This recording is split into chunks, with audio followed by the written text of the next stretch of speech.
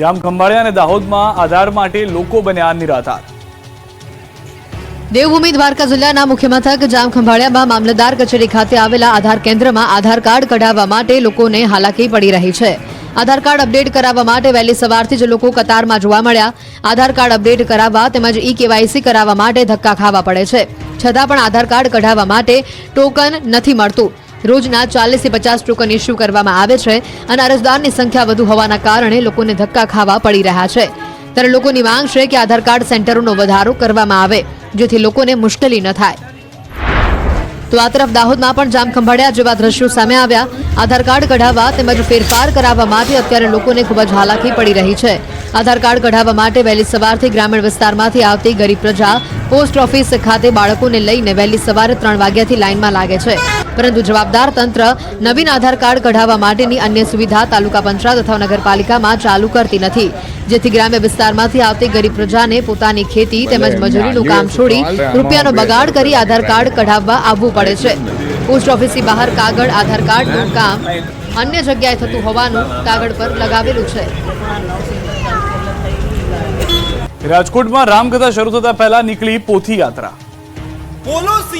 રાજકોટના રેસકોર્સમાં ભવ્ય રામકથાનો પ્રારંભ થયો। કથા શરૂ થતા પહેલા સવારે ભવ્ય પોથયાત્રા નીકળી હતી। રેસકોર્સ મેદાનમાં પ્રસિદ્ધ રામકથાકાર પૂજ્ય મુરારી બાપુ રામકથાનો પ્રારંભ થયો છે, ત્યારે રેસકોર્સ ગ્રાઉન્ડમાં અયોધ્યા નગરી જેવો એક માહોલ ઉભો થયો। મેદાનમાં ભવ્યાતિ ભવ્ય અયોધ્યા નગરી ઊભી કરવામાં આવી। રામકથા શરૂ થાય તેની પહેલા પોથી પૂજન વિધિ કરવામાં આવી।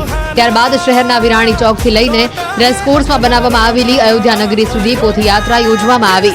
મુરારી બાપુ અને સ્વામી પરમાનંદજીએ પોથયાત્રાનું પ્રસ્થાન કરાવ્યું, જેમાં 5000થી વધુ લોકો જોડાયા। વિશાળ શોભાયાત્રામાં હાથી, ઘોડાગાડી, ખુલ્લી જીપ, લોકોના નૃત્યએ આકર્ષણ જમાવ્યું। પોથયાત્રામાં વિન્ટેજ કારનો કાફલો પણ જોવા મળ્યો હતો। એમાં પણ સૌથી વધુ આકર્ષણ ભગવાન રામની પ્રતિકૃતિએ જમાવ્યું। અયોધ્યામાં બિરાજમાન રામલલ્લાની આબેહૂબ પ્રતિકૃતિ તૈયાર કરવામાં આવી છે। શહેરના રાજમાર્ગો પરથી જ્યારે આ પોથયાત્રા પસાર થઈ ત્યારે સૌ કોઈ રામલલ્લાની પ્રતિકૃતિ જોઈને નતમસ્તક થઈ ગયા। પોથયાત્રા દરમિયાન કેસરીયો માહોલ જોવા મળ્યો। ઠેર ઠેર જય શ્રી રામના નારા લાગ્યા।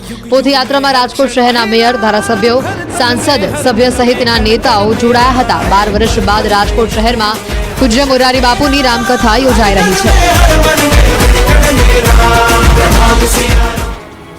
ગુજરાત બન્યું ઠંડુગાર। તાપમાન 12.2 ડિગ્રીએ પહોંચતા ધ્રુજ્યા ગુજરાતીઓ। હજુ ઠંડી વચ્ચે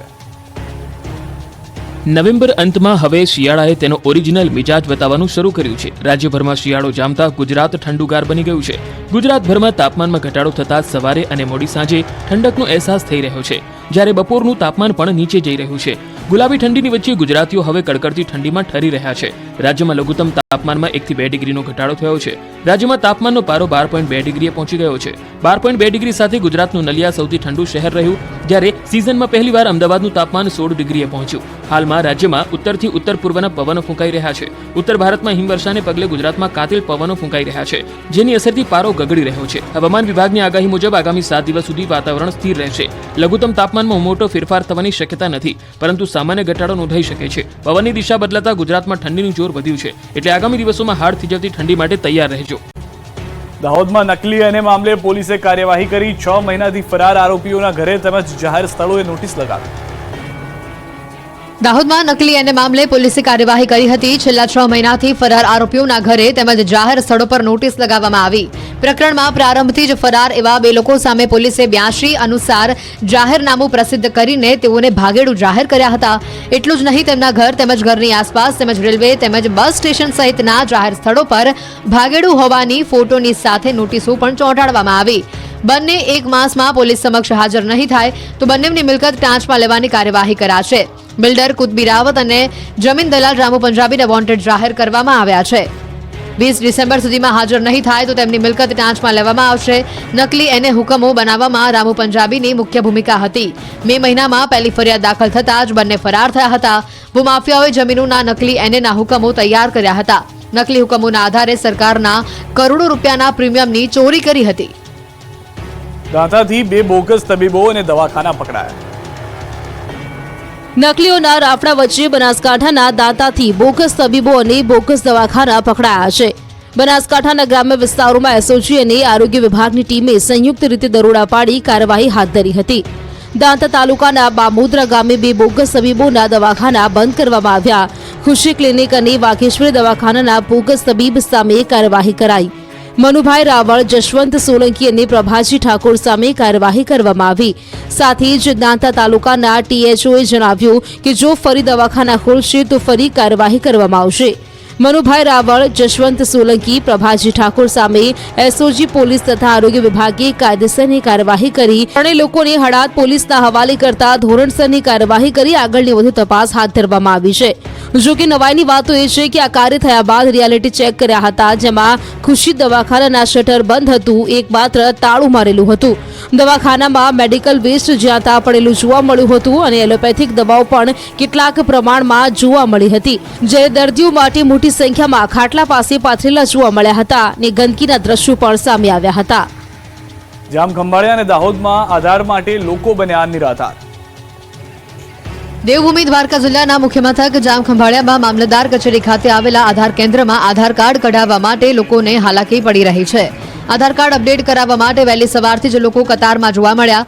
આધાર કાર્ડ અપડેટ કરાવવા તેમજ eKYC કરાવવા માટે ધક્કા ખાવા પડે છે. છતાં પણ આધાર કાર્ડ કઢાવવા માટે ટોકન નથી મળતું. રોજના 40 થી 50 ટોકન ઇસ્યુ કરવામાં આવે છે અને અરજદારની સંખ્યા વધુ હોવાના કારણે લોકોને ધક્કા ખાવા પડી રહ્યા છે. ત્યારે લોકોની માંગ છે કે આધાર કાર્ડ સેન્ટરોનો વધારો કરવામાં આવે, જેથી લોકોને મુશ્કેલી ન થાય. તો આ તરફ દાહોદમાં પણ જામખંભાળિયા જેવા દ્રશ્યો સામે આવ્યા. આધાર કાર્ડ કઢાવવા તેમજ ફેરફાર કરાવવા માટે અત્યારે લોકોને ખૂબ જ હાલાકી પડી રહી છે. આધાર કાર્ડ કઢાવવા માટે વહેલી સવારથી ગ્રામીણ વિસ્તારમાંથી આવતી ગરીબ પ્રજા પોસ્ટ ઓફિસ ખાતે બાળકોને લઈને વહેલી સવારે 3 વાગ્યાથી લાઇનમાં લાગે છે.